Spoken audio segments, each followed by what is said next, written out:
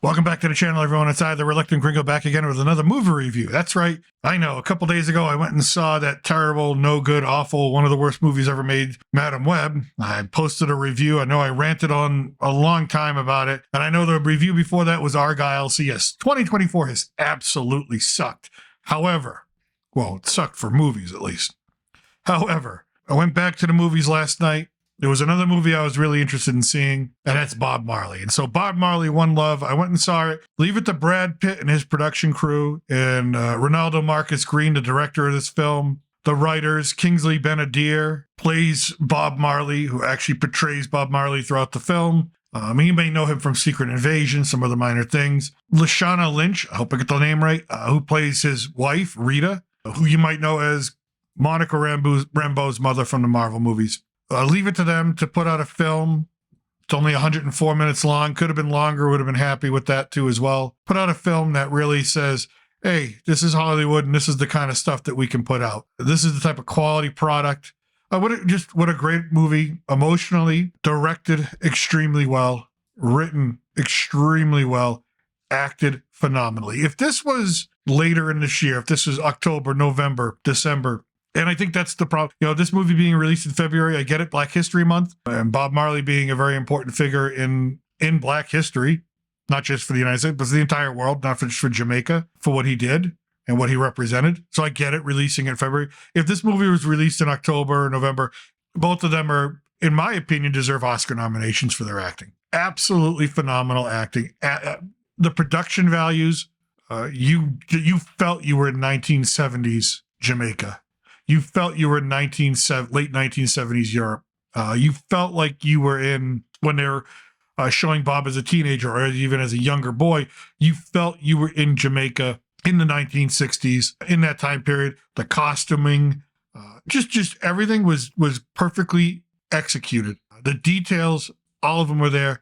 The music, phenomenal. Of course, it's all Bob Marley. So, you know, if you love Bob Marley, you're going to love this film. If you love his music, you're going to love this film because you get to also just sit there and listen to Bob Marley half the time. But the way in which they used his music to superimpose it upon what was going on in his mind or in his life at that moment and really showed the reflection of the music and the man and the life that he was living and where that music was really generated from.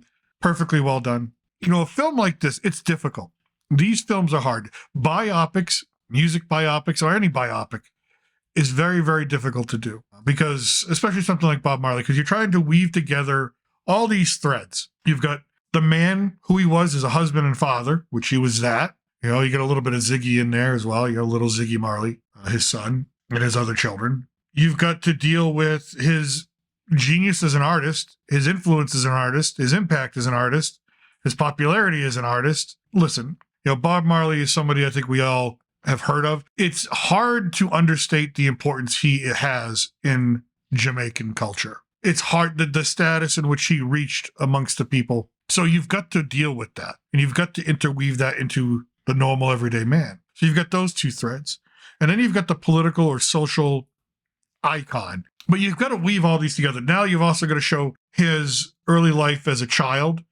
His abandonment by his father, who was a white man. Then you got to show how his mother left him to go look for work in the United States as a teenager and how he grew up. So you get his musical history, his personal history, his love history, his artistic history.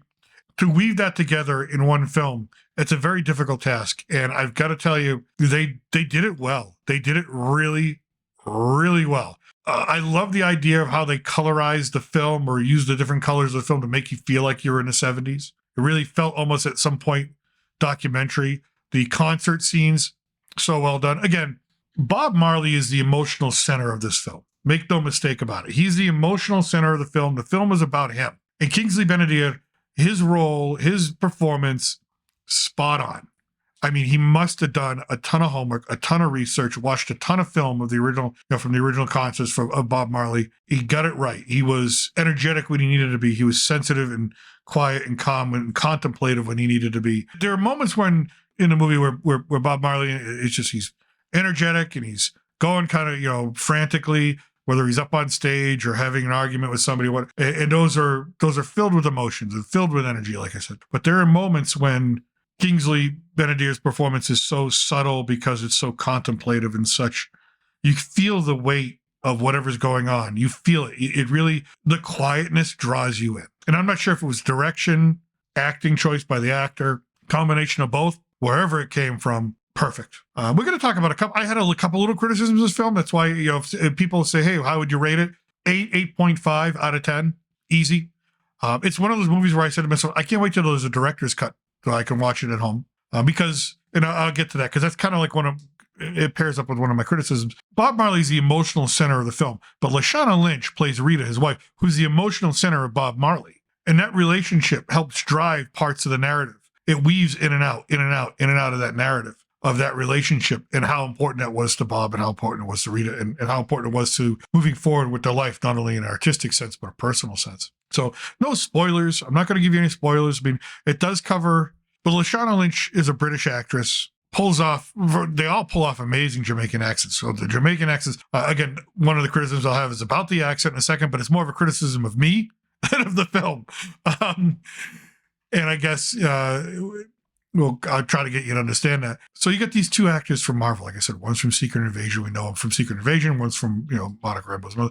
But it really shows that when you have talented actors and actresses, when you've got a talented director, you have the right material with people who care about the material, who want to be faithful and authentic with the material, that respect the material, and respect the material so much that they want to respect the audience by giving that material its moment in the sun, its moment in the light, to show the good, the bad, sometimes the ugly, and sometimes the beautiful. This is the type of movie that you get. And I don't know whether it's because it's the way Brad Pitt runs his production company, or the other producers on the movie, or the fact that the Marley family was heavily involved. Now, Ziggy Marley, Bob's son, probably his most famous child, had to sign off on Kingsley Ben-Adir playing this role. So no one's going to know better than Ziggy who to play his dad. And he made the absolute right choice. Again, blown away, was so happy, walked out of the theater going, I can believe in movies again. That covers pivotal moments, like the assassination attempt, which they do beautifully to keep it in the sort of the back of mind of Bob, whether it's post-traumatic stress or whatever you want to call it, or just how he dealt with that. Because, I mean, what an amazing,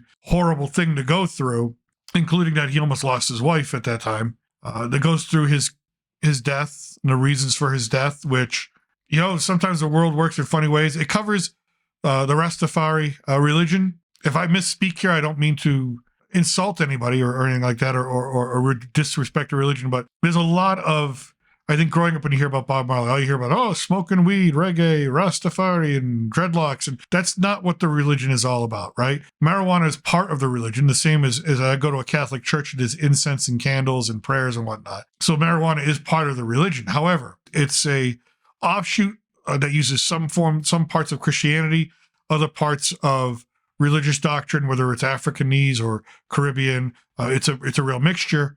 At least that's what I got from the movie. So they do a really good job of sort of demystifying that whole thing and giving you a real context and a real idea of the peacefulness and the serenity that comes from being in that religion for the Jamaican people, how important it is.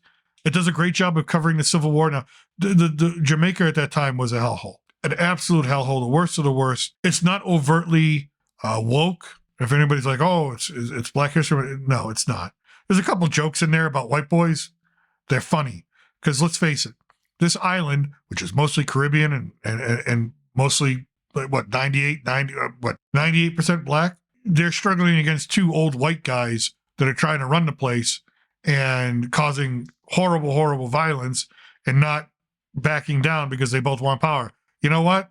That's not a black and white issue. That's just a moral issue. So if that triggers you, seek help. My two criticisms, I'll get to this real quick because I didn't want to go too long on this video, but just other than to say you should see this movie. If you want to see a good movie in theaters and enjoy your time, see this movie. See it. You'll enjoy it. Nothing's going to put a smile on your face like Bob Marley. Sometimes we all need to smile. My two criticisms of this movie, or maybe two or three. One, the editing. There's a couple of spots where it really does slow down. There's a couple of scenes between Lashana Lynch and Ben-Adir and King-Adir as a couple trying to deal with issues within their life. Beautifully acted. I mean, I'm not saying they're bad scenes, but they could have been cut a little bit. And there are other scenes where you want maybe a little bit, like, give me 30 seconds more. Give me a little bit more on that. Help me explain that a little bit more. or give me a little bit more on his childhood to help me understand this. Not horrible omissions by any stretch of the imagination, just personally something that I was thinking to myself of what I would have liked to see. I think they could have done a better job. Now, I know they didn't want to focus on the war itself. It was always in the background, driving the narrative, which I appreciate that. The writers, everything the writers did was intentional. But being the type of person that I am, I kind of was like, well, you're hanging out with these two guys and they're really bad guys, Bob. So why did you choose these guys? They kind of allude to it in the beginning of the film, but they don't really explain it. It kind of left me hanging a little bit. So there's a couple little foggy areas, and I guess I could do my own research on it if I wanted to, or do my own reading. But again, maybe there's a director's cut coming, and I'd be glad to own that and watch it and see it. Because if this movie was 4 hours long and the quality that it was, I would have watched all 4 hours. I would have been like, all right, we'll have a 15-minute intermission in hour number 2. Let's get back into it. Again, it's an hour and it's 104 minutes long, so it's not terribly long. Thank you to Bob Marley and thank you to Brad Pitt and the production company for putting something out that we can all go and see and go, all right, that's a great movie. Now, the one criticism I have of myself is I am a little hard of hearing, getting a little older. I am down here south of the border, so I saw the English version, like you would see in the United States, with Spanish subtitles. They do the Jamaican accents so well. I mean, they nail it, that there are times where I don't understand what they're saying because they're also using 1970s Jamaican slang. So I think the next time I see this film, it'll be with English subtitles because I did miss a couple of things. Criticism on me for not being able to understand everything. That might be in the beginning. You're going to have to adjust. That's my only thing. Adjust to that accent because they're not doing it as a characterization of the accent. They're doing the accent and they're full into it, which is just amazingly even more credit to all the actors and especially the two leads for doing the job that they did. Amazing job. So other than that, my recommendation, Bob Marley, One Love, I just thank you. Thank you for putting out this film. Thank you for putting out something that we used to see after the crap of Argylle, the crap of Madame Web, the crap of the end of 2023, which just made us all just not believe in movies anymore. This one will. This one will bring you back. This one will give you a little bit more faith. Just like the music of Bob Marley. It'll give you a little bit of faith and a little bit of love. With that, I am still your reluctant gringo from south of the border. And until next time, salud and Huevo.